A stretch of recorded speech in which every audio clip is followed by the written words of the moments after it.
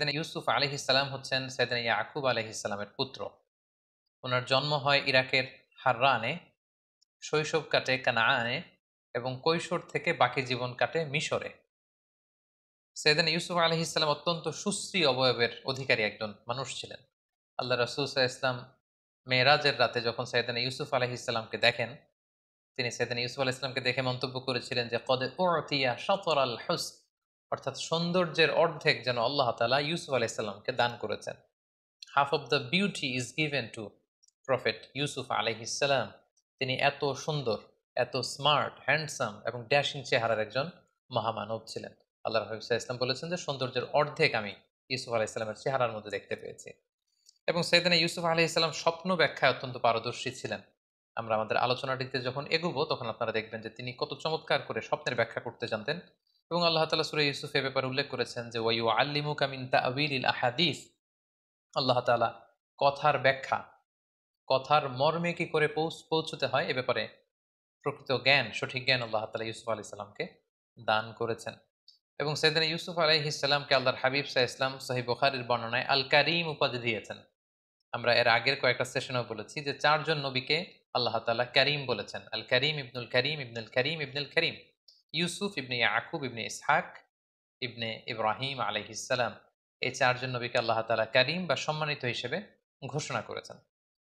এবং আমরা এটাও জানি যে সাইয়েদনা ইউসুফ আলাইহিস সালামের ব্যাপারে কালামুল্লাহ মাজিদে একটি স্বতন্ত্র সূরা আল্লাহ তাআলা ডেডিকেট করেছেন। এটি হচ্ছে কোরআন আল কারীমের ১২তম সূরা, সূরাতুল ইউসুফ।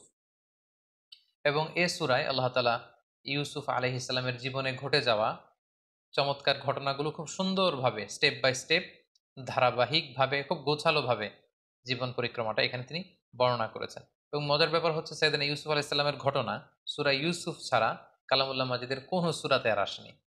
এবং সমগ্র কোরআনে এ ঘটনা কোথাও আর পুনরাবৃত্তিও করা হয়নি। সাইয়েদনা ইউসুফ আলাইহিস সালামের ব্যাপারে কোরআন থেকে কেউ যদি ইনফরমেশন নিতে চায়, তাকে সরাসরি ডিরেক্টলি কালামুল্লাহ মাজিদের ১২তম সূরা, সূরা ইউসুফ খুলতে হবে এবং ১১১টি আয়াত সম্বলিত এই পুরো সূরাটি পড়লেই সাইয়েদনা ইউসুফ আলাইহিস সালামের জীবন পরিক্রমা সম্পর্কে খুব সুন্দর ধারণা নেয়া যাবে ইনশাআল্লাহ।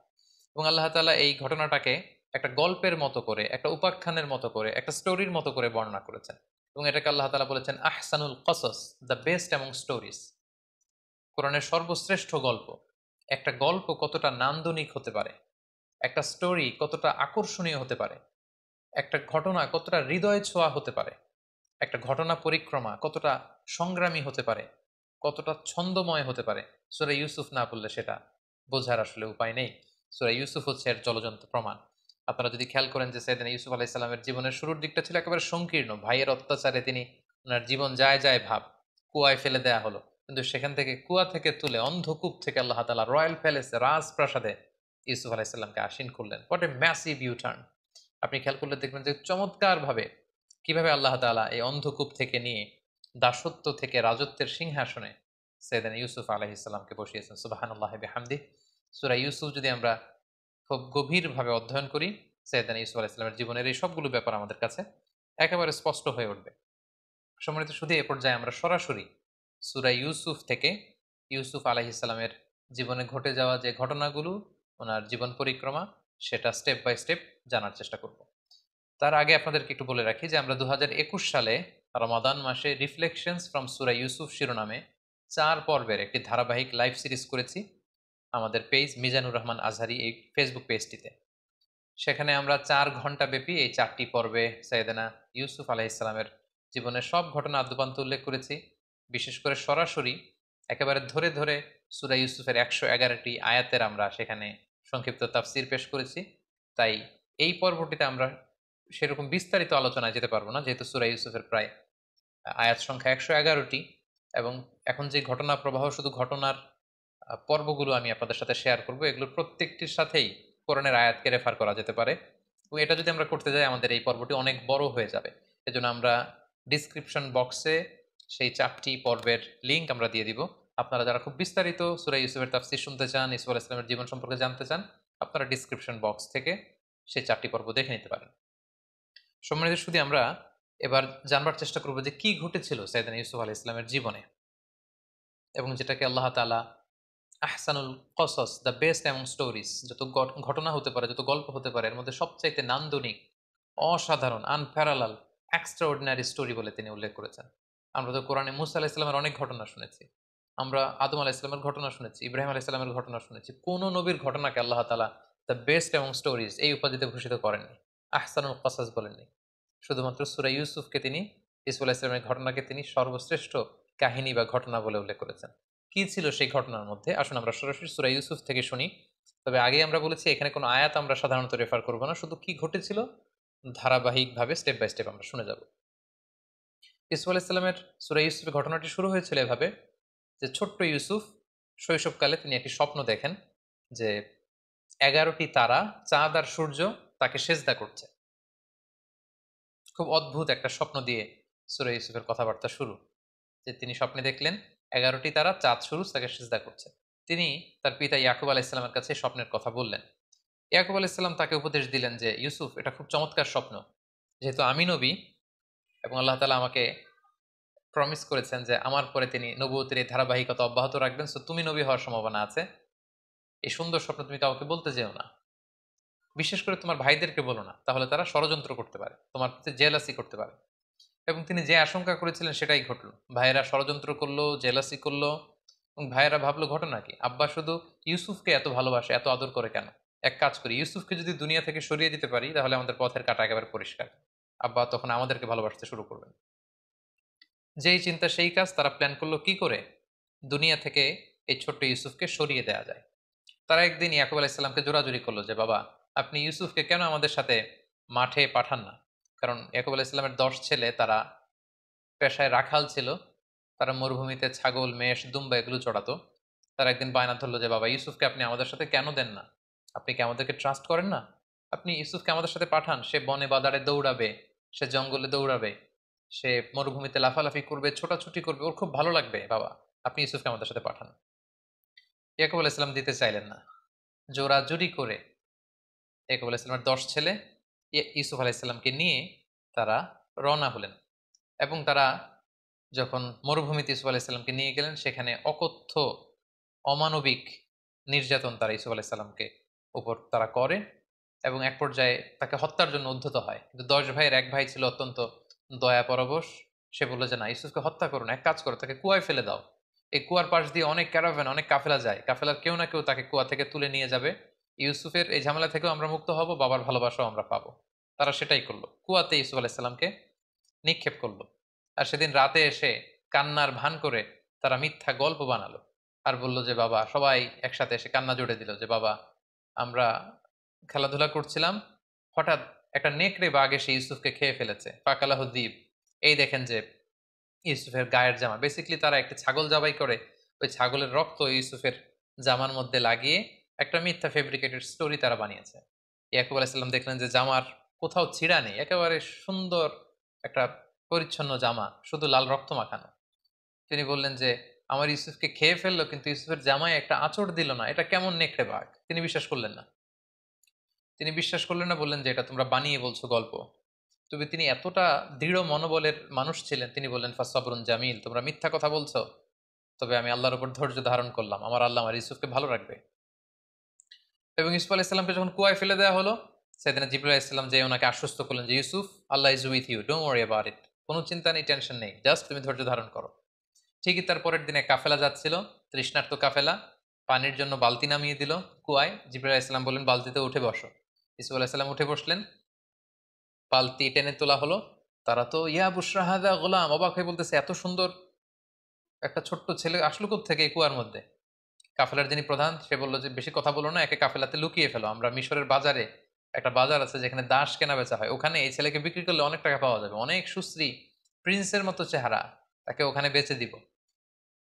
সেদিন ইউসুফ আলাইহিসসালামকে নিয়ে যাওয়া হলো, নিয়ে মিশরের দাস কেনাবেচা হয়ে এরকম একটি বাজারে বিক্রি করে দেয়া হলো। এবং কাকতালীয়ভাবে ওনাকে কিনতে আসলো মিশরের তৎকালীন গভর্নর, যাকে কোরআনে বলা হয়েছে আজিজ মেসর। তিনি অনেক টাকা দিয়ে ইউসুফ আলাইহিসসালামকে কিনে নিলেন, কিনে রাজপ্রাসাদে নিয়ে গেলেন। সুবহানাল্লাহ, ভাইয়েরা ফেললো কুয়াতে, আল্লাহ তাআলা ওনাকে রাজপ্রাসাদে একটা এন্ট্রি নেয়ার ব্যবস্থা করে দিলেন। সেখানে তিনি রাজপ্রাসাদে বড় হতে লাগলেন। ওনার শৈশবটা ঠিক এভাবে সূরা ইউসুফে বর্ণিত হয়েছে। এবার যদি আমরা ওনার কৈশোর বা ইয়ুথ টাইম, যৌবনকালের দিকে আমরা যদি মুভ করি, তাহলে দেখব যে তিনি রাজপ্রাসাদে বড় হতে লাগলেন। ইজিপ্টের গভর্নর ইউসুফ আলাইসাল্লামকে নিয়ে তার স্ত্রী জুলাইখার কাছে দিয়ে বলল, এই ছেলেটাকে চলো আমরা দত্তক হিসেবে নেই, আমাদের তো আল্লাহ তো কোনো ছেলে মেয়ে দেয়নি, সেই হয়তো আমাদের ছেলের মতো থাকতে পারবে, তাকে নাও, তাকে বড় করো। এবং আল্লাহ তাআলার মেহেরবানিতে রয়্যাল প্যালেসে রাজকীয় একটা পরিবেশের মধ্যে দিয়ে ইউসুফ আলাইসাল্লাম বড় হতে লাগলেন, এবং সেখানে তিনি কৈশোর পেরিয়ে যৌবনে পদার্পণ করলেন। আল্লাহ তাআলা ওই রাজপ্রাসাদে ওনাকে নবী হিসেবে অ্যাসাইন করলেন। তারপর ঘটনা একটু ভিন্ন দিকে মোড় নেয়।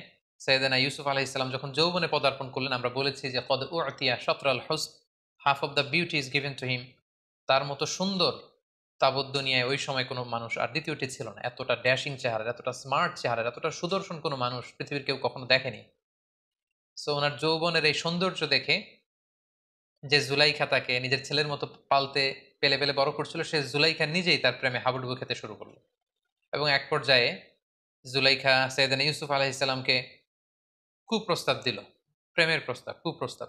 এবং ইউসুফ আলাইহিসসালাম এটা প্রত্যাখ্যান করলেন। তিনি বললেন, কিভাবে এটা সম্ভব? আমি আপনাকে মায়ের চোখে দেখি, মায়ের মতো দেখি, আপনি আমাকে মায়ের আদরে বড় করেছেন, এখন কিভাবে আপনার স্বামী থাকা অবস্থায় আপনি পাপের প্রস্তাব আমাকে করতে পারছেন? ইউসুফ আলাইহিসসালাম প্রত্যাখ্যান করলেন।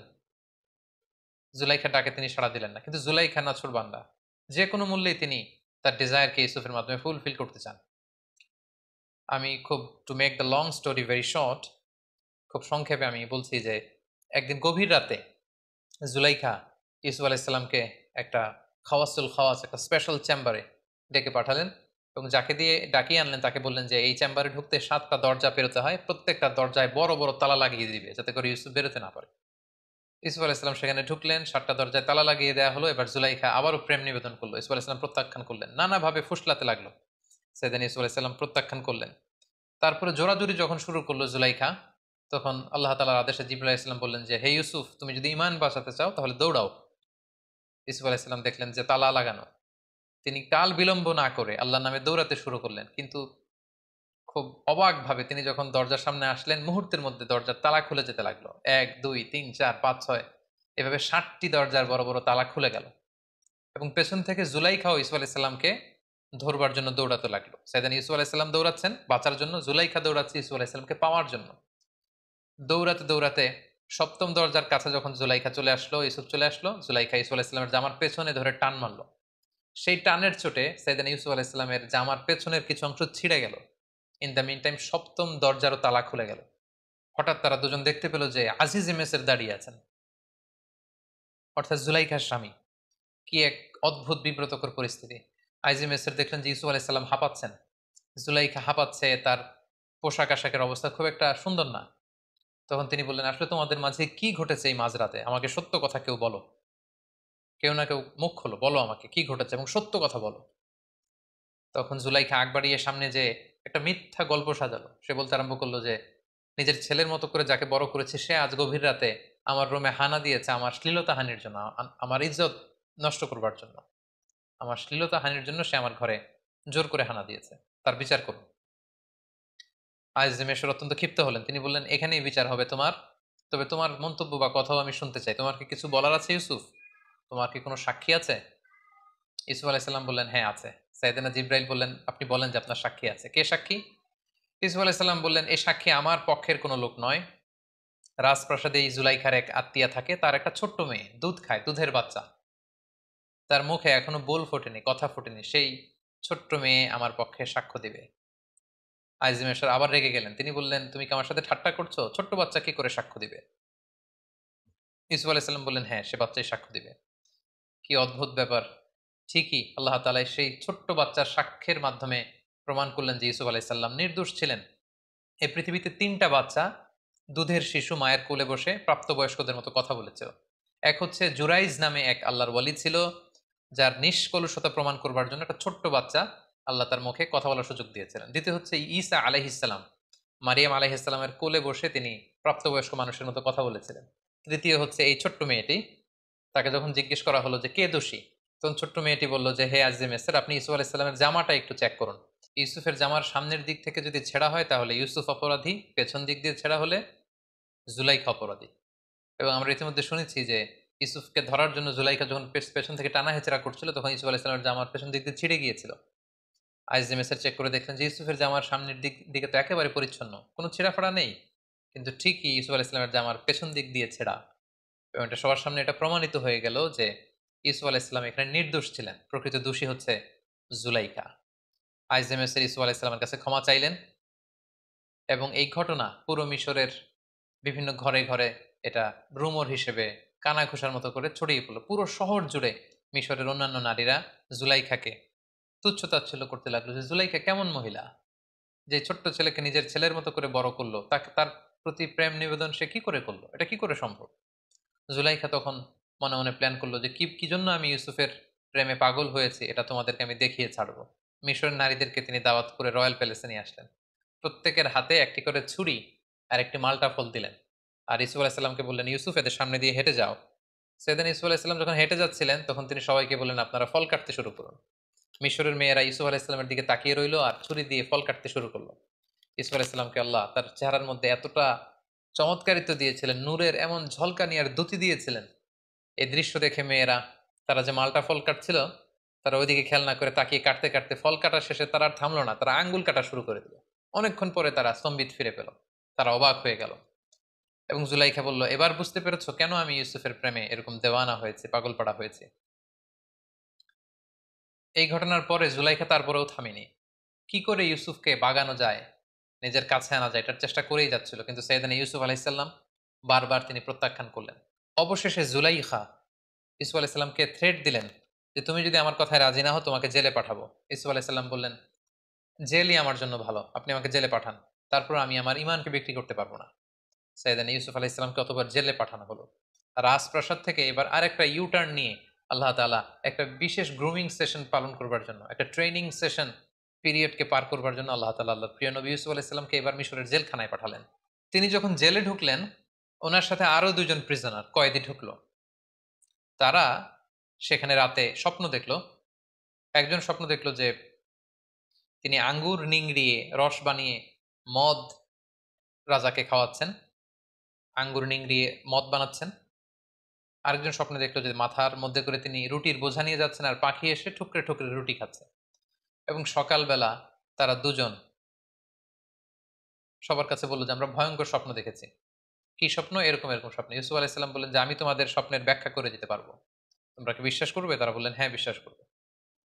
সেদিন ইউসুফ আলাইসাল্লাম বললেন, যে স্বপ্নে দেখেছো যে আঙ্গুর চিপে রস বের করছো, সে কিছুদিনের মধ্যে বেকসুর খালাস হয়ে যাবে, সে জেলখানা থেকে মুক্তি পাবে এবং রাজার পানশালায় দায়িত্ব পাবে, সে রাজাকে মদ খাওয়ানোর দায়িত্ব পালন করবে।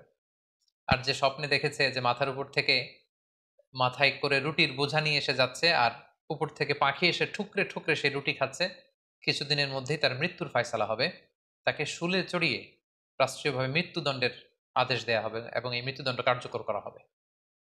কিছুদিন পরে সেটাই ঘটলো। যে স্বপ্নে দেখেছিল যে আঙ্গুর থেকে রস বের করছে, তাকে জেলখানা থেকে মুক্তি দেয়া হলো এবং রাজার পানশালায় দায়িত্ব পেল, সে রাজাকে মদ খাওয়াতে শুরু করলো। আর যে স্বপ্নে দেখেছিল মাথার রুটির ঝুড়ি থেকে পাখি এসে ঠুকরে ঠুকরে খাচ্ছে, তার মৃত্যুদণ্ডের আদেশ আসলো এবং তাকে শুলে চড়িয়ে মৃত্যুদণ্ড দেয়া হলো। ইসুফ আলাইসাল্লামের স্বপ্নের ব্যাখ্যার এই পুঙ্খানুপুঙ্খতা দেখে জেলখানার সবাই ইসুফ আলাইসাল্লামের বড্ড ভক্ত হয়ে গেলেন। সবাই এখন ইসুফ আলাইসাল্লাম ছাড়া কিছুই বোঝেন না। সবাই বুঝতে আরম্ভ করলো যে এই মানুষটা সাধারণ কোনো মানুষ নয়, এটা মহামানব। সাইয়েদনা ইউসুফ আলাইসাল্লাম দেখলেন এই তো সুযোগ, এই সুযোগেই তাওহীদের বাণী জেলখানার প্রতিটি কয়েদির হৃদয়ের ভেতরে আমাকে ঢুকিয়ে দিতে হবে। সাইয়েদনা ইউসুফ আলাইসাল্লাম জেলখানার অন্ধ প্রকোষ্ঠে বসে বসে দাওয়াতি কাজ করতে লাগলেন। জেলখানার লোকদেরকে তিনি তাওহীদের শিক্ষা দিলেন, রিসালাতের শিক্ষা দিলেন, আখিরাতের শিক্ষা দিলেন, সততার শিক্ষা দিলেন, ইমানের শিক্ষা দিলেন। জেলখানার প্রতিটা মানুষকে তিনি আলোকিত মানুষে রূপান্তরিত করে ফেললেন। কিছুদিন পর স্বয়ং মিশরের রাজা একটি অদ্ভুত স্বপ্ন দেখলেন। স্বপ্নটি ছিল এমন, তিনি 7টি মোটা গরু দেখলেন আর 7টি চিকন গরু দেখলেন এবং দেখলেন 7টি চিকন জীর্ণশীর্ণ গরু 7টি মোটা গরুকে গিলে খেয়ে ফেলছে। আবার তিনি 7টি সতেজ গমের শীষ দেখলেন, আবার 7টি নিস্তেজ গমের শীষ দেখলেন। ঘুম থেকে উঠে তিনি কাঁপতে লাগলেন। তিনি এই স্বপ্নের মানি বুঝতে পারলেন না। মিশরের সবচেয়ে বড় স্বপ্নের ব্যাখ্যাকারীদেরকে তিনি একসাথে এনে একটা প্যানেল করলেন, বললেন আমার স্বপ্নের ব্যাখ্যা করে দাও। কিন্তু দিনের পর দিন, সপ্তাহের পর সপ্তাহ, মাসের পর মাস সময় বের করেও ব্যয় করেও গণকরা বা স্বপ্নের ব্যাখ্যাকারীরা এই স্বপ্নের কোনো সুরাহা করতে পারলেন না। রাজা অত্যন্ত বিচলিত হলেন, চিন্তিত হলেন। ইন দ্য মিন টাইম জেলখানার যেই কয়েদি মুক্তি পেয়েছিল, মুক্তি পেয়ে রাজার পানশালায় রাজাকে মদ খাওয়ানোর দায়িত্ব পেয়েছিল, তার মাথায় হঠাৎ করে জেলখানার সেই ইউসুফের কথা মনে পড়ল। সে রাজাকে বলল যে জেলখানায় থাকতে আমি একটি স্বপ্ন দেখেছিলাম, আর জেলখানার একজন অত্যন্ত ভালো লোক সে স্বপ্নের ব্যাখ্যা করে দিয়েছিল এবং যেমনটি ব্যাখ্যা করেছে ঠিক তেমনটিই ঘটেছে। রাজা তো অবাক হলেন, কে সেই লোক? সে বলল তার নাম হচ্ছে ইউসুফ। রাজা বললেন তাকে ডেকে আনো, তার কাছে আমার স্বপ্নের কথা খুলে বলো, তাকে আমার স্বপ্নের ব্যাখ্যা করতে বলো।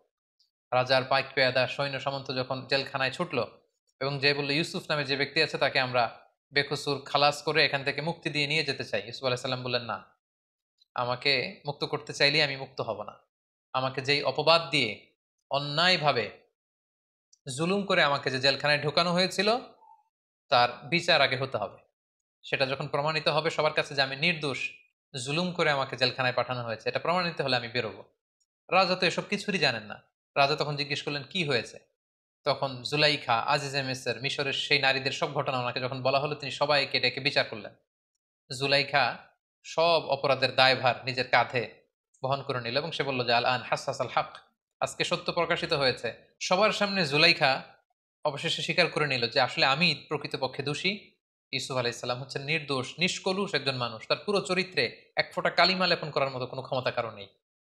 সবার কাছে যখন সেদিন ইউসুফ আলাইসাল্লামের নির্দোষ হিসেবে তিনি প্রমাণিত হলেন তখন তিনি জেলখানা থেকে বের হলেন রাজকীয় সংবর্ধনা দিয়ে, রয়্যাল রিসেপশন দিয়ে, রেড কার্পেট রিসেপশন দিয়ে মিশরের বাদশাহ সেদিন ইউসুফ আলাইসাল্লামকে জেলখানা থেকে বের করলেন এবং বললেন আস্তাখলিসুহুলি নাফসি, আমি আমার পার্সোনাল সেক্রেটারি বানাবো ইউসুফকে।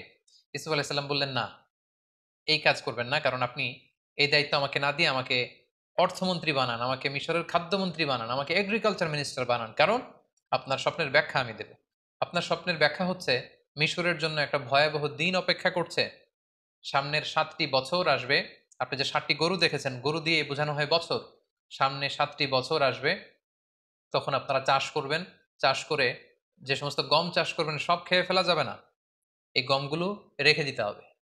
কিছু গম শীষ সমেত রেখে দিতে হবে, প্রিজার্ভ করতে হবে।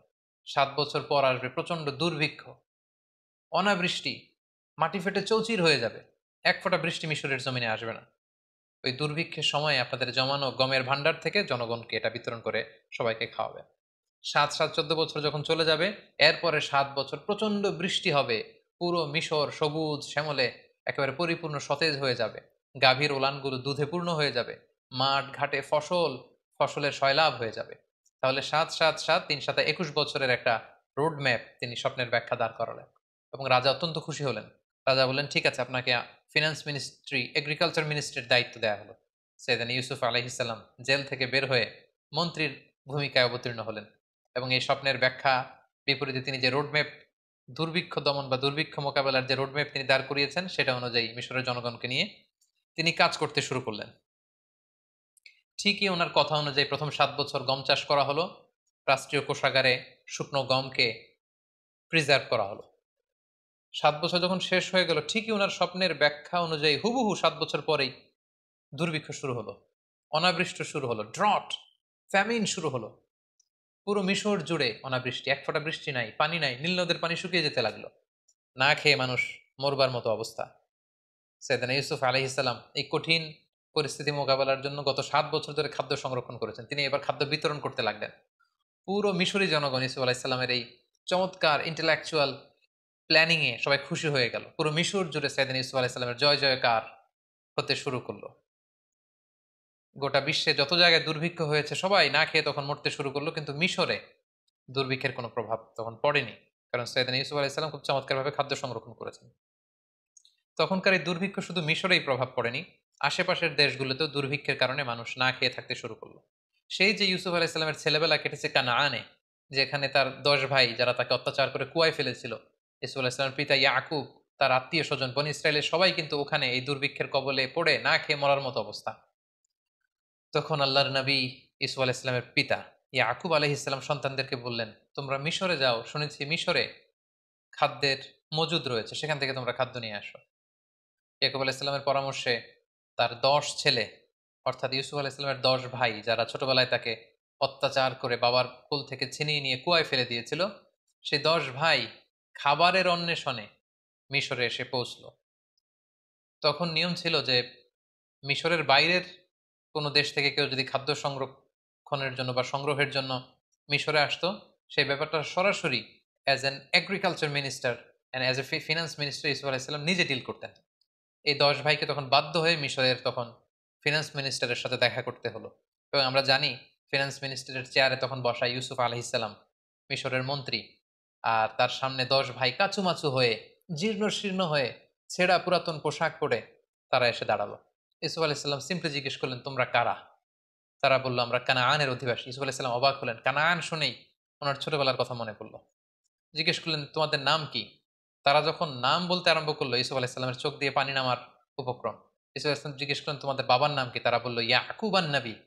ইউসুফ আলাইহিসসালাম নিজেকে আর ধরে রাখতে পারলেন না, কিন্তু তিনি অনেক কষ্ট করে নিজেকে সামলে স্বাভাবিকভাবেই তাদের সাথে কথোপকথন শেষ করেছেন। তিনি খোঁজখবর নিলেন কানানবাসীদের, কিন্তু পরিচয় দিলেন না। ইউসুফ আলাইহিসসালাম 10 ভাইকে চিনতে পারলেন, কিন্তু 10 ভাই কিন্তু চিনতে পারেনি যে এটা তাদের সেই ছোট্ট ভাই ইউসুফ। ইউসুফ আলাইহিসসালাম মন্ত্রীর মতোই তাদের সাথে আচরণ করলেন। বললেন, ঠিক আছে, আমি তোমাদেরকে 10 ভাইয়ের জন্য 10 বস্তা গমের বরাদ্দ দিয়ে দিলাম, তবে তোমরা মোট কয় ভাই সেটা আমাকে বলো। তারা বলল, আমরা মোট 12 ভাই ছিলাম, বাকি 2 জন কোথায়? তারা বলল, এক ভাইকে বাঘে খেয়ে ফেলেছে। তাহলে আরেক ভাই কোথায়? তারা বলল যে আরেকজনের নাম বানিয়ামিন, তাকে আমাদের আব্বা আগলে রেখেছে, আসতে দেয়নি। কেন দেয়নি? তারা তখন বলল যে ছোটবেলায় বাঘে খাওয়া ভাইকে হারিয়ে তার আপন ভাই বেনিয়ামিনকে বাবা সবসময় কাছে কাছে রাখে, বাবার কাছ থেকে তাকে আনা এত সহজ না। ইউসুফ আলাইসাল্লাম বললেন, আমি এই কথা শুনবো না। নেক্সট টাইমে তোমরা যদি আবার খাবার নিতে আসো, অবশ্যই তোমাদের সেই ভাই বেনিয়ামিনকে, মানে যেটা আসলে ইউসুফ আলাইসাল্লামের আপন ভাই, তাকে নিয়ে আসতে হবে। তাকে আনতে না পারলে নেক্সট টাইমে আমি আর তোমাদেরকে গম দিব না, বা গমের বরাদ্দ তোমাদের জন্য থাকবে না। তারা বলল, ঠিক আছে, আমরা চেষ্টা করব। ইউসুফ আলাইসাল্লাম তার স্টাফদেরকে বললেন যে তাদেরকে 10 জনকে 10 বস্তা গম দাও, আর গমের দাম তারা যেটা দিয়েছে এটা লুকিয়ে 10 জনের গমের বস্তার ভিতরে আবার ঢুকিয়ে দাও, যাতে তারা বুঝতে পারে যে আমি অত্যন্ত দয়ালু। তারা যখন গম নিয়ে কানানে ফিরল, বাড়িতে ঢুকে যখন গমের বস্তা খুললো, তারা তো অবাক যে হাদি বিদা আতুনা রুদ্দাত ইলাইনা। তারা ইয়াকুব আলাইসাল্লামকে বললেন যে, বাবা দেখেন, কত ভালো মানুষ মিশরের অর্থমন্ত্রী, তিনি আমাদের টাকাটাও রাখেননি, টাকাটাও আমাদের ব্যাগের ভিতরে দিয়ে দিয়েছেন। তবে বাবা, নেক্সট টাইমে যদি আমাদের গম আনতে হয়, তিনি বলেছেন যে আসলে আমাদের আরেক ভাই আছে কিনা তিনি বিশ্বাস করেন না, যতক্ষণ না আমরা বেনিয়ামিনকে তার সামনে হাজির না করাবো। ইয়াকুব আলাইসাল্লাম বললেন, ছোটবেলায় যেভাবে আমি বিশ্বাস করে ইউসুফকে তোমাদের হাতে দিয়ে ইউসুফকে হারিয়েছি, তোমরা কি চাচ্ছ আবারও আমি বেনিয়ামিনকে দিয়ে বেনিয়ামিনকে এভাবে হারাতে? কখনোই না। কিন্তু ছেলেরা জোরাজুরি করতে লাগলো। ইয়াকুব আলাইসাল্লামও আর বেনিয়ামিনকেও তিনি ধরে রাখতে পারলেন না। 1 বছর পরে তাদের এই গমগুলো যখন শেষ হয়ে গেল, তারা বেনিয়ামিনকে নিয়ে মিশরে রওনা হলেন। ইউসুফ আলাইসাল্লামের সাথে সাক্ষাৎ করলেন। ইউসুফ আলাইসাল্লাম বললেন, তাহলে এটাই তোমাদের ভাই বেনিয়ামিন? তারা বলল, হ্যাঁ। তিনি বললেন, ঠিক আছে, তাহলে তো তোমরা সত্যবাদী, তোমাদেরকে আবারও অনেকগুলো বস্তা করে আমি গম দিয়ে পাঠিয়ে দেব। তিনি গমের বস্তা দিয়ে দিলেন। এবার তিনি বুদ্ধি করে একটা ট্রিক করে বেনিয়ামিনকে যাতে নিজের কাছে রেখে দিতে পারেন, তিনি একটি কাজ করলেন। উনি একটি স্বর্ণের পানপাত্র ব্যবহার করতেন, যেটা দিয়ে তিনি পানি খেতেন, বা মিশরের রাজা পানি খেত।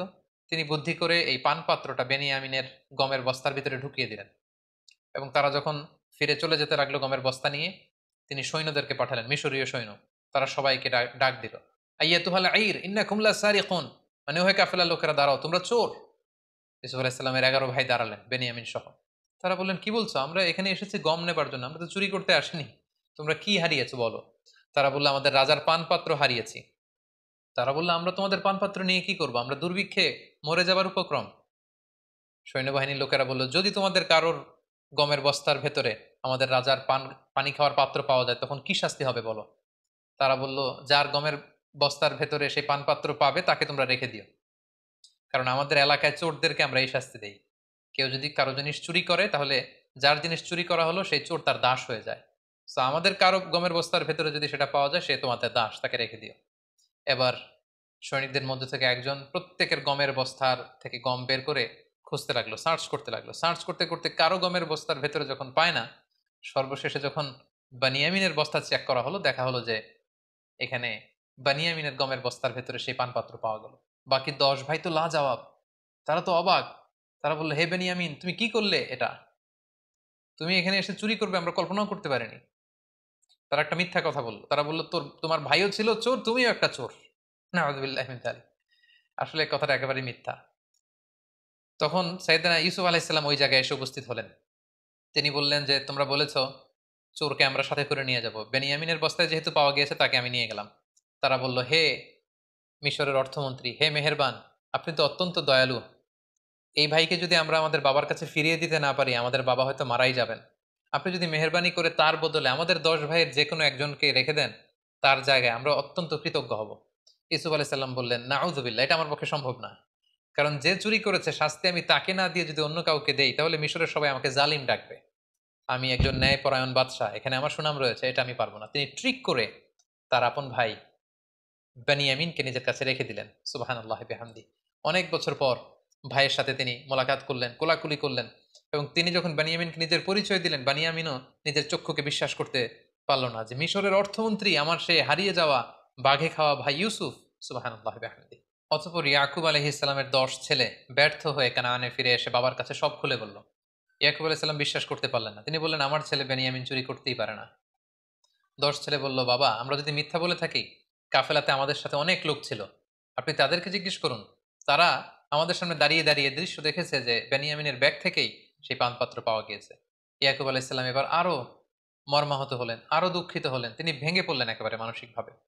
এতদিন ইউসুফকে হারানোর কষ্ট, এবার ইউসুফের ভাই বেনিয়ামিনকে হারানোর কষ্ট, কাঁদতে কাঁদতে উনি অন্ধ হয়ে গেলেন। তারপর আশা হারালেন না, বললেন, বাবারা তোমরা আবার মিশরে যাও, আবার সেই অর্থমন্ত্রীকে অনুরোধ করো, আমার মন বলছে যে তোমরা ইউসুফ এবং বেনিয়ামিন দুজনকেই খুঁজে পাবে। 10 ভাই এবার আবার অর্থমন্ত্রীর কাছে যে ইয়াকুব আলাহ ইসলামের পক্ষ থেকে একটা চিঠি দিল যে, হে অর্থমন্ত্রী, আপনি পড়ে দেখুন আমার বাবা কি লিখেছে আমাদের বাবা। তখন ইয়াকুব আলাহ ইসলাম অত্যন্ত মর্মস্পর্শী, হৃদয়স্পর্শী, আবেগঘন একটা চিঠি লিখেছিলেন যে, আমি একজন অন্ধ পিতা, অনেক বয়স আমার হয়ে গিয়েছে, ছোটবেলায় আমি ইউসুফকে আমার সন্তানকে হারিয়েছি, আজ বেনিয়ামিনকে। এরকম আবেগঘন কথা যখন ইউসুফ আলাইসাল্লাম শুনলেন তিনি আর ধৈর্য ধারণ করতে পারলেন, হাউমাউ করে কাঁদতে শুরু করলেন। এবং ওনার কান্না দেখে 10 ভাই অত্যন্ত আশ্চর্য হয়ে গেল, ঘটনা কি? আমাদের বাবার এই রিকোয়েস্ট শুনে মিশরের অর্থমন্ত্রী কাঁদে কেন? ইউসুফ আলাইসাল্লাম তখন 10 ভাইকে বলল, তোমরা কি করেছিলে ইউসুফের সাথে, কেন তোমরা ইউসুফকে এই কষ্ট দিয়েছিলে? এই প্রশ্নের জন্য আসলে 10 ভাই প্রস্তুত ছিল না। তারা অবাক হয়ে গেল যে ইউসুফের সাথে কি ঘটেছিল, কি করেছিলাম, এটা উনি জানবে কি করে? অতঃপর ইউসুফ আলাইহিসসালাম তাদের সামনে সত্যকে প্রকাশ করে দিলেন। তিনি বললেন, আনা ইউসুফ ও হাদা আখি, আমি হচ্ছি সেই ইউসুফ যাকে তোমরা অত্যাচার করে মারপিট করে দুনিয়া থেকে বিদায় করবার উদ্দেশ্যে কুয়ার মধ্যে ফেলে দিয়েছিল। আমি সেই ইউসুফ, সেখান থেকে আল্লাহ তালা রাজপ্রাসাদে বড় করি আজকে এই অর্থমন্ত্রীর চেয়ারে আল্লাহ তালা আমাকে বসিয়েছেন। আল্লাহ তালা আমাকে অনেক নিয়ামত দিয়েছেন, আর এটাই হচ্ছে আমার ভাই বানিয়ামিন। 10 ভাই তখন অত্যন্ত লজ্জিত হলো, তারা ভয়ে কাঁপতে আরম্ভ করলো। তারা ভাবলো যে ইউসুফ এখন অর্থমন্ত্রী, মিশরের এত বড় পজিশনে আছে, চাইলে আমাদেরকে বড় শাস্তি দিতে পারবে। তারা কাঁপছিল।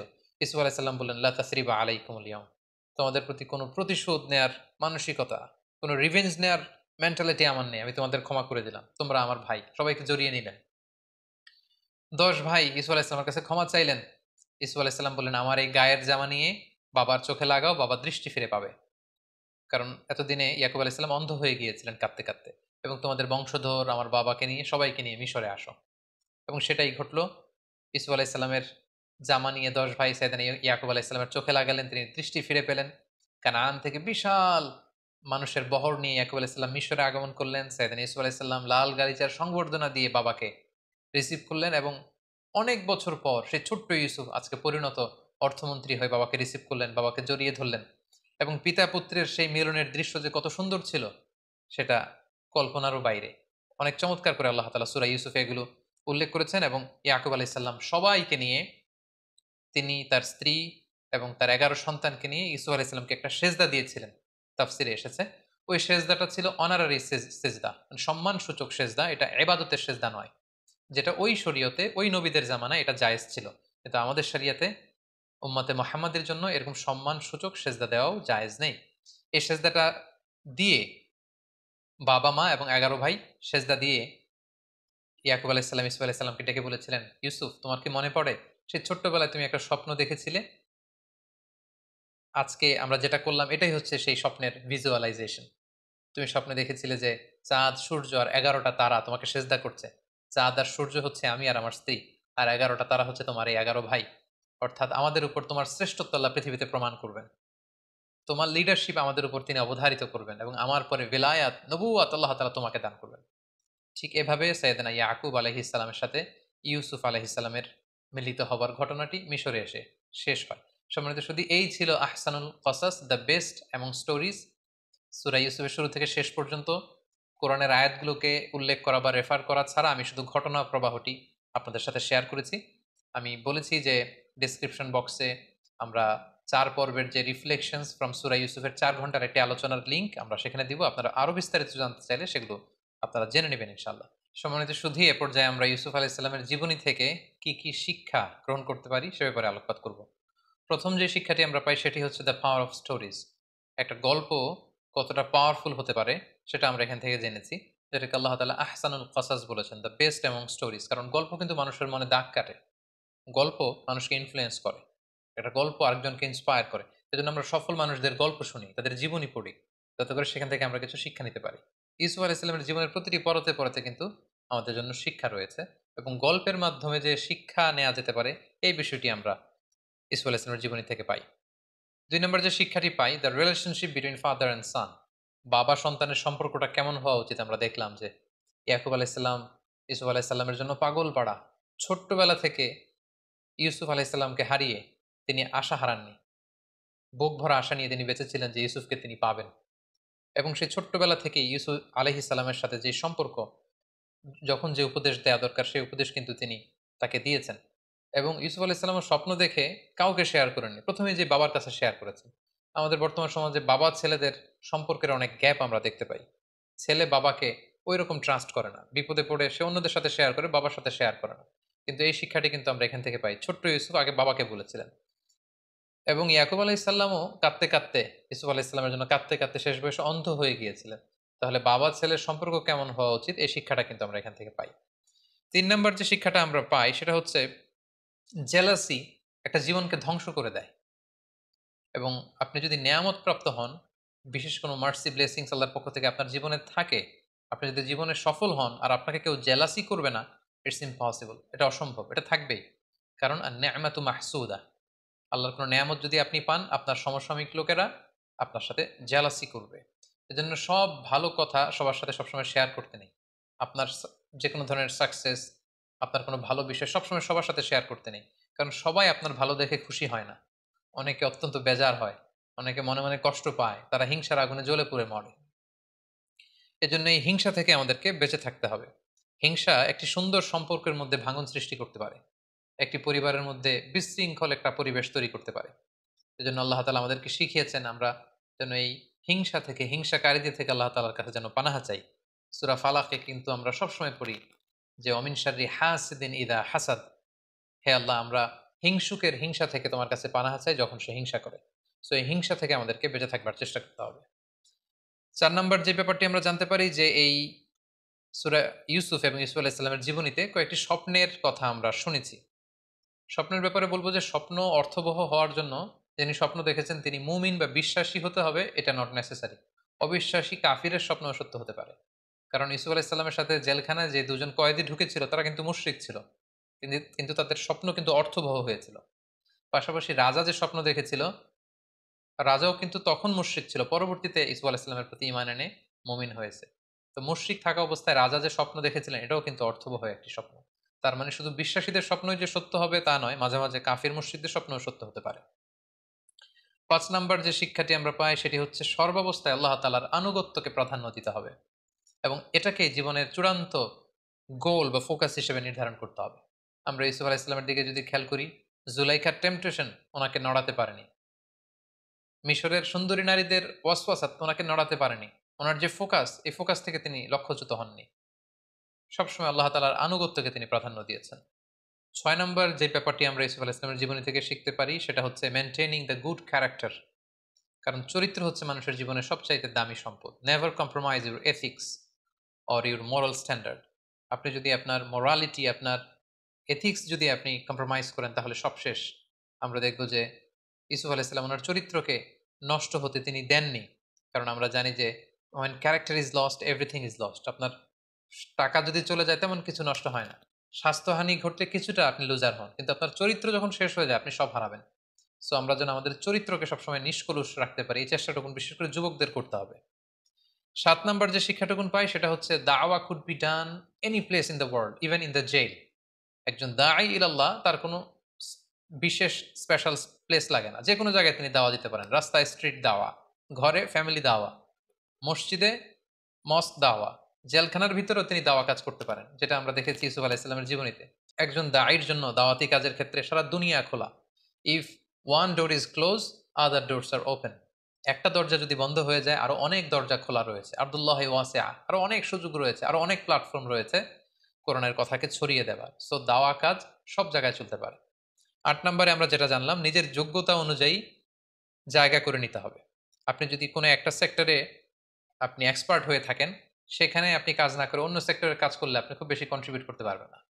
যেটা আমরা ইউসুফ আলাইহিসসালামের এই ঘটনা থেকে দেখি যে রাজা যখন তাকে বের করে এনে পার্সোনাল সেক্রেটারি বানাতে চাইল, তিনি বললেন না, it's not my place. Secretary হয়ে আমি তেমন কিছু করতে পারবো না। আপনি আমাকে এই যে আলনি আলা খাজা ইনিল আর্থ, আপনি জমি জমা দেখাশোনা, এগ্রিকালচার মিনিস্ট্রির দায়িত্ব আমাকে দেন, ফিনান্স মিনিস্ট্রির দায়িত্ব আমাকে দেন, তাহলে আসন্ন যে দুর্ভিক্ষ সেটাকে আমি কন্ট্রোল করতে পারবো।